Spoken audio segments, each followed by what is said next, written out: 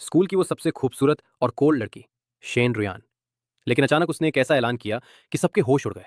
उसने कहा, इस बार की मंथली परीक्षा में जो भी सेकंड आएगा, मैं उसकी गर्लफ्रेंड बन जाऊंगी।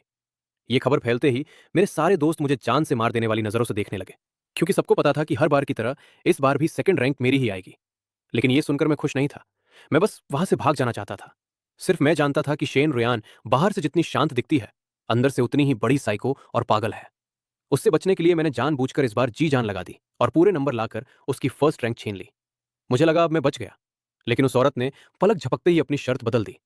उसने नया ऐलान किया, अब जो फर्स्ट आएगा वही मेरा बॉयफ्रेंड बनेगा। अभी मैं इस सदमे से संभल भी नहीं पाया था कि उसने मुझे बेरहमी से दीवार के कोने में दबा लिया और पागलपन की हद तक मुझे किस करने लगी। उसने मेरे होठों को इतनी जोर से काटा कि मुझे सिहरन और दर्द महसूस होने लगा। क्या ये औरत सच में पागल है? अपने होठों को चाटते हुए वो धीरे से सीधी खड़ी हुई। उसकी आंखों में एक खतरनाक चमक थी। वो बोली, फिलहाल के लिए ये निशान काफी है। आज से तुम सिर्फ मेरे हो। कल सुबह स्कूल के गेट पर मेरा इंतजार करना। हमें बहुत सारी बातें करनी है। इतना कहकर वो अपनी हाई हील्स की खनक के साथ मुड़ी और चल दी। उसकी काली ड्रेस पीछे लहरा रही थी और मैं बस उसे देखता रह। मैंने अपने होठों से खून के निशान को बेरहमी से पहुंचा और मन ही मन सोचा, पागल है क्या? कौन जाएगा उससे मिलने? हॉस्टल लौटकर मैं बिस्तर पर गिर पड़ा। दिमाग बुरी तरह खराब था। पता नहीं मेरी किस्मत में ये सनकी लड़कियां कहां से आ जाती हैं। तभी मेरा रूममेट चेन मो खाना खाकर वापस आया। मेरी हालत देखकर हंसते हुए बोला, क्यों भाई, आज इतनी जल्दी हार मान ली? मैं उठकर बैठ गया और लाइब्रेरी वाला सारा किस्सा सुना दिया। मैंने सीना तान कर कहा, अगर मैं लड़कियों पर हाथ नहीं उठाता ना, तो 3 सेकंड लगते उसे घुटनों पर टेकने में। चेनमो ठहाका मारकर हंसा। थू, भाई शेन रुयान जूडो क्लब की नेशनल चैंपियन है। वो एक हाथ से तेरे जैसे दो को पटक सकती है। मैंने झेपते हुए अपनी बात ऊपर रखी। अच्छे मर्द औरतों से मुकाबला नहीं करते, बस इसीलिए चुप हूं। तो कल सुबह जा रहा है ना? चेनमो ने चुटकी ली। दिमाग खराब है क्या? वो बुलाए और मैं चला जाऊं? क्या मैं उसका पालतू कुत्ता हूं? अगली सुबह वीकेंड की वजह से कैंपस एकदम शांत था। शेन रुयान ठीक 9 बजे गेट पर खड़ी थी। आज वो बला की खूबसूरत लग रही थी। सफेद टॉप और काली स्कर्ट में वो किसी परी से कम नहीं थी। लेकिन उसका चेहरा पत्थर जैसा ठंडा था। जब 10 बज गए तो उसका पारा चढ़ने लगा। तभी उसके बॉडीगार्ड ने आकर रिपोर्ट दी, मैम बाईचुआन साहब अभी तक सो रहे हैं। शेन रुयान की आंखों में गुस्सा उतर आया। बचपन से आज तक किसी की इतनी हिम्मत नहीं हुई थी कि उसे इंतजार करवाए। मेरे पीछे आओ, वो ठंडी आवाज में बोली। 3 लंबे चौड़े बॉडीगार्ड्स उसके पीछे बॉयज हॉस्टल की तरफ चल दिए। उनके चेहरों को देखकर लग रहा था कि आज किसी की शामत आने वाली है। बॉयज हॉस्टल में कोहराम मच गया। शेन रुयान के अंदर आने की खबर आग की तरह फैल गई, पर किसी की बोलने की हिम्मत नहीं हुई। सब जानते थे कि उसका परिवार इस कॉलेज का सबसे बड़ा डोनर है। उससे दुश्मनी यानी कॉलेज से छुट्टी। लोग उसे देखकर रास्ता बदल रहे थे। वो अपनी ही एक अलग दुनिया में चलती थी। शायद इसलिए नहीं कि वो घमंडी थी, बल्कि इसलिए क्योंकि किसी में उसके पास जाने की हिम्मत ही नहीं थी। गुस्से में भरी हुई शेन रुयान रूम नंबर 312 के सामने रुकी। बॉडीगार्ड ने दरवाजा खोला और दोनों तरफ तनकर खड़े हो गए। अपने सफेद जूतों की आहट के साथ वो कमरे के अंदर दाखिल हुई और पीछे से बॉडीगार्ड्स ने दरवाजा बंद कर दिया। वो अपने सफेद स्नीकर्स पहनकर अंदर दाखिल हुई। उसके पीछे पीछे 3 बॉडीगार्ड्स एक के बाद एक अंदर आए और दरवाजा बंद कर दिया। देखते ही देखते कमरे से कुछ दबी हुई चीखें सुनाई देने लगीं। चेन मो को रस्सियों से बुरी तरह बांधकर एक कोने में फेंक दिया गया था। उसके मुंह पर टेप लगा था। उसने मुझे आगाह करने की पूरी कोशिश की, लेकिन जैसे ही एक बॉडीगार्ड ने मेज पर रखी कैंची उठाकर उसे डराया, वो सहम कर शांत हो गया। शेन रुयान मेरे बिस्तर के पास खड़ी मुझे देख रही थी। उसने एक ठंडी मुस्कान के साथ कहा, ये लड़का तो बड़े मजे से सो रहा है। लगता है इसने मेरी बातों को बिल्कुल गंभीरता से नहीं लिया। जो बॉयफ्रेंड बात न माने, उसे सही रास्ते पर लाना वो बखूबी जानती थी। मैं अपने कंबल में लिपटा हुआ मीठे सपने देख रहा था। तभी अचानक मेरे होठों पर एक तेज दर्द महसूस हुआ। आंख खुली तो सामने शेन रुयान की बर्फीली आंखें थीं। उसने मेरा सिर जोर से दबा रखा था और अपने नुकीले दांतों से मेरे होंठ को काट लिया। मेरे मुंह में खून का स्वाद फैलने लगा। कल का जख्म फिर से ताजा हो गया था। मैं दर्द से छटपटाने लगा, लेकिन उसकी पकड़ से खुद को छुड़ाना नामुमकिन था। यह प्रताड़ना 5 मिनट तक चलती रही और आखिरकार मैंने हार मान ली। शेन रुयान बिस्तर के किनारे बैठ गई। उसके चेहरे पर वही डरावनी मुस्कान थी। आज तक किसी की इतनी हिम्मत नहीं हुई कि मुझे धोखा दे सके। लेकिन तुम कुछ खास हो। तुम जितना विरोध करोगे, मुझे उतना ही मजा आएगा। मैं बिस्तर के एक कोने में दुबक गया और चिल्लाया, क्या तुम पागल हो गई हो? ये लड़कों का हॉस्टल है। सिर्फ इसलिए कि मैंने तुमसे फर्स्ट रैंक छीन ली? अगली बार मैं खुद पीछे हट जाऊंगा। बस अब छोड़ो भी।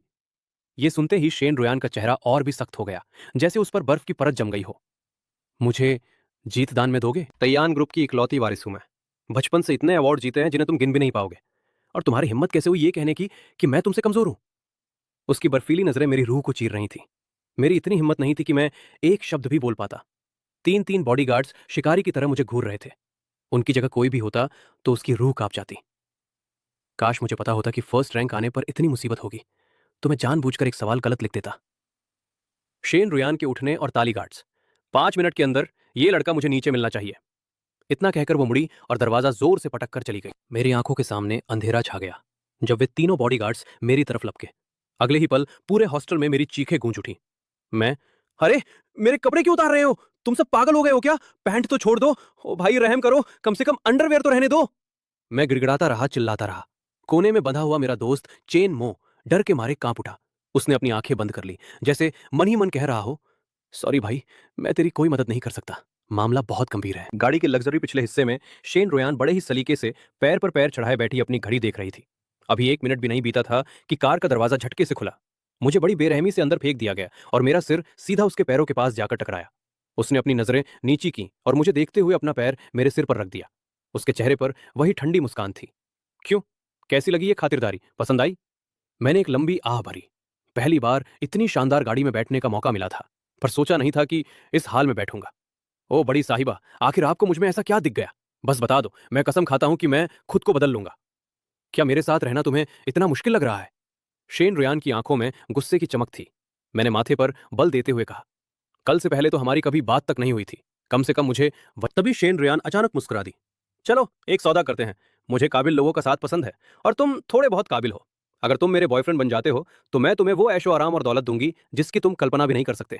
क्या कहते हो? फायदे का सौदा है ना? उसे यकीन था कि शंघाई की सबसे खूबसूरत लड़की का ऑफर कोई ठुकरा ही नहीं सकता, खासकर तब जब वो इतनी अमीर और रसूखदार हो। लेकिन मैंने बिना एक पल सोचे मना कर दिया। यह सुनकर उसकी भौहें तन गई और गुस्सा साफ दिखने लगा। वजह?